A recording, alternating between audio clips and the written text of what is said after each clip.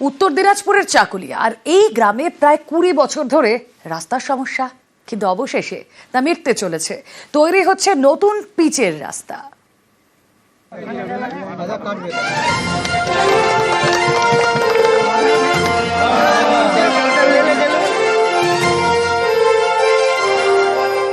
প্রায় 9 কিলোমিটার রাস্তা এবড়ো খেবড়ো, গাড়ি যায় লাফিয়ে লাফিয়ে, রাস্তায় চাকা গড়ালেই ধুলোয় ধুলো।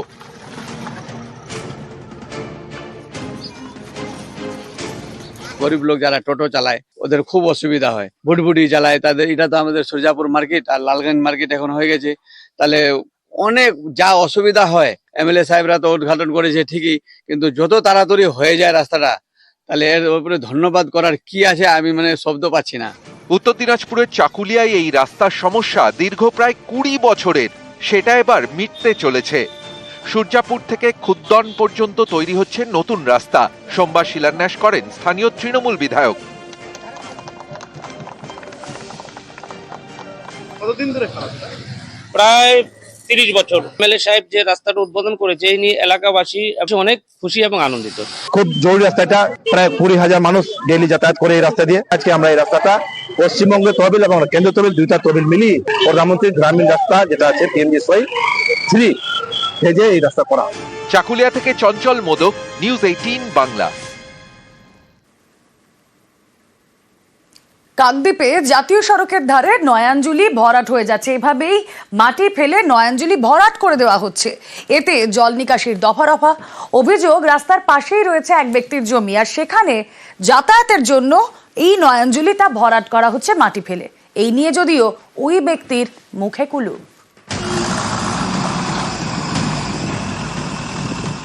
জাতীয় সড়কের পাশে নয়াঞ্জলি, সেই নয়াঞ্জলির একাংশ মাটি ফেলে ভরাট।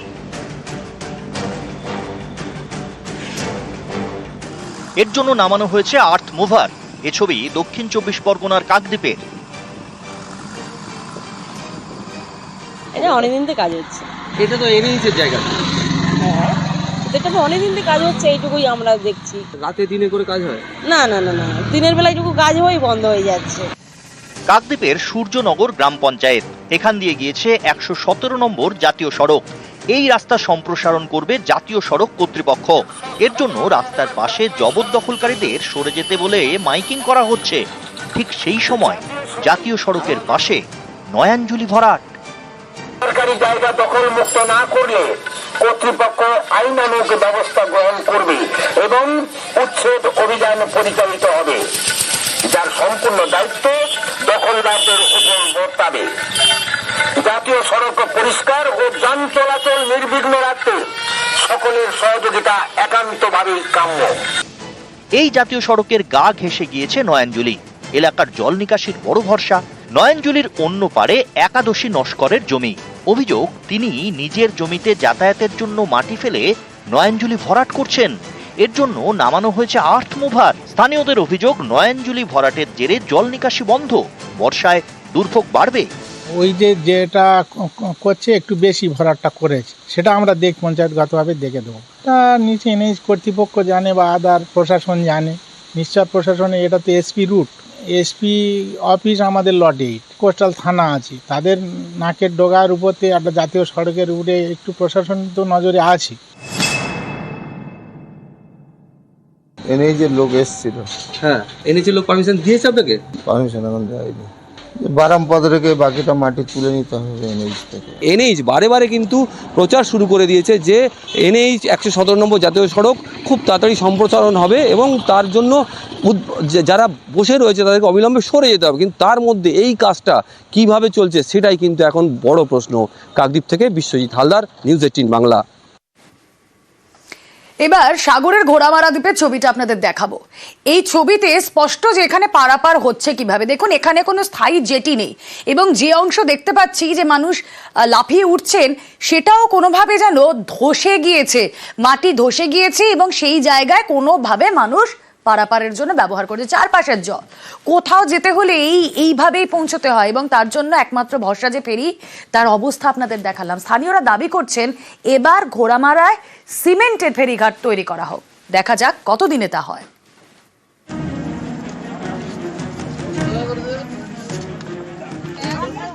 সাগরের ঘোড়ামারা দ্বীপ, চারপাশে জলের মাঝে ছোট্ট একটি দ্বীপ। ঘোড়ামারা থেকে সরাসরি কোথাও যাওয়া যায় না, প্রথমে যেতে হয় কাকদ্বীপ, সেখান থেকে অন্যত্র। এই কাকদ্বীপ যেতে ভরসা ফেরি।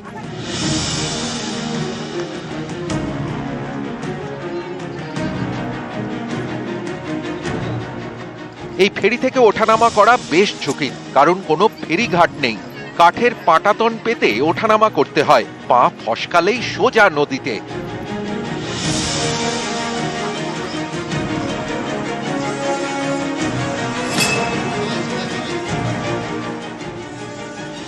তখন ওই প্যাসেঞ্জার ওঠানামার ক্ষেত্রে খুব অসুবিধা হয়, কোথাও পা পিছলে গেলে রিস্ক আছে, খুব সাবধানে তুলতে হয়। আমাদের একটা সুন্দর জেটি হোক, আপাতত সিমেন্টের হোক, যাই জেটের হোক, একটা জেটি হোক বা বাস পল্টন থাকুক। ঘোড়ামারা ভাঙন প্রবল এলাকা, অনেক বছর আগে ফেরিঘাট ছিল, মুড়িগঙ্গার জলে তলিয়ে গেছে। প্রত্যেক কোটাল ভেঙে যাচ্ছে, যার জন্য ঘাট এখন করা সম্ভব না, বা আমাদের আগে ঘাট ছিল সে মাঝ নদীতে হয়ে গেছে। প্যাসেঞ্জারের সমস্যা বলতে সিঁড়ি ফিড়ি দিয়ে নামাতে হয়, তুলতে হয়। ঘোড়ামারা দ্বীপেই রয়েছে রায়পাড়া, এখানে বোল্ডার ফেলার পর আপাতত জল ঢোকেনি, তাই রায়পাড়াতেই সিমেন্টের ফেরিঘাট তৈরির দাবি করছেন স্থানীয়রা। ভাঙন প্রবণতা ঘাট করতে বারবার বাধার সৃষ্টি করে চলেছে, কিন্তু রায়পুরে একটা চড়া পড়েছে, ওখানে সাধারণ মানুষও দাবি করছে, তা সেটা মাথায় রেখে আমরা আগামী দিনে ওখানে কি পরিকল্পনা করা যায় সে ব্যাপারে ব্যবস্থা নেব। কাকদ্বীপ থেকে বিশ্বজিৎ হালদার, নিউজ 18 বাংলা। চাষিরা জমি থেকে আলু তুলছেন, কিন্তু দেখছেন সেই আলু খানিকটা বিকৃত। এর কারণ কি? খারাপ বীজেই খারাপ আলু। 200 বিঘা জুড়ে শুধুই বিকৃত চেহারার আলু।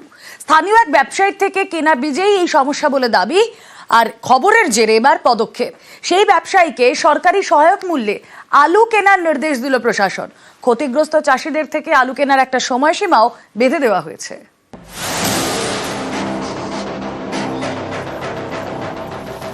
পাঞ্জাব থেকে আসা আলুর বীজ, সেই বীজ স্থানীয় এক ব্যবসায়ী থেকে কেনেন আরামবাগের আলু চাষিদের একাংশ। সেই বীজেই আলুর খারাপ ফলন। নিউজ 18 বাংলার খবরের জের সেই ব্যবসায়ীকে এবার সরকারি সহায়ক মূল্যে ক্ষতিগ্রস্তদের থেকে আলু কেনার নির্দেশ দিল প্রশাসন। এর জন্য সময় দেওয়া হয়েছে 1 সপ্তাহ। যে লোকাল ডিলার যে আছে ওনাকে বলা হয়েছে যে আপনি একবার চাষিদের সঙ্গে বসো, যে চাষিদের আছে ওনার কত ক্ষতি হয়েছে, 1 সপ্তাহ পরে এটা আমরা আবার রিভিউ নেব, কি উনি ওনাকে কম্পেনসেশন দেবে। এক ঝলক দেখলে মনে হতেই পারে আদা, কিন্তু তা নয়, এটা আলু। কোনোটা আবার দেখতে পুতুলের মতো, বেশিরভাগই টেরা বাঁকা অদ্ভুত সব আকৃতির। 1-2 বিঘা নয়, প্রায় 200 বিঘা জমিতে এমনই বিকৃত আলুর ফলন হয়েছে। এতেই মাথায় হাত পড়ে যায় আরামবাগের মলয়পুর 1 নম্বর পঞ্চায়েত এলাকার আলু চাষিদের। স্থানীয় এক ব্যবসায়ীর থেকে পাঞ্জাব থেকে আসা ওই আলুর বীজ কেনেন আরামবাগের মলয়পুর, কেশবপুর, বাছানারি সহ বেশ কয়েকটি গ্রামের কৃষকরা। চাষিরা আশা করেছিলেন আলু ঘরে উঠলে 2 পয়সার মুখ দেখবেন, কিন্তু আলু তুলতেই চক্ষু চড়ক গাছ। বিঘার পর বিঘা জমিতে অদ্ভুত আকৃতির সব আলু, তাতেই মাথায় যেন আকাশ ভেঙে পড়ে। রবিবার এ খবর দেখানো হয় নিউজ 18 বাংলায়। তারপর এদিন জমিতে গিয়ে ক্ষতিগ্রস্ত চাষিদের সঙ্গে কথা বলেন জেলা পরিষদের সহসভাধিপতি। এরপর ক্ষতিগ্রস্ত চাষিদের নিয়ে বৈঠকে বসে মহকুমা প্রশাসন। সেই বৈঠকে ছিলেন সেই ব্যবসায়ীও, যার থেকে কেনা বীজেই সমস্যা হয়েছে বলে দাবি আলু চাষিদের।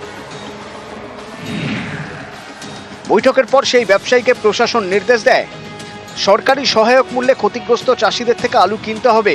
বিঘা প্রতি 80 বস্তা হিসেবে আলু কিনতে হবে ওই ব্যবসায়ীকে। এর জন্য সময় বেঁধে দেওয়া হয় 1 সপ্তাহ। আপনাদের এই চ্যানেলে দেখানোর পর প্রশাসন থেকে সমস্ত কিছু পদক্ষেপ নেয়, সর্বসম্মতভাবে সিদ্ধান্ত নেওয়া হয় যে 1 সপ্তাহের মধ্যে আমরা আলু ভাঙবো, সরকারি দাম অনুযায়ী আমাদেরকে দাম মিটিয়ে দেবে, 1 সপ্তাহের মধ্যে টাইম বেঁধে দিই।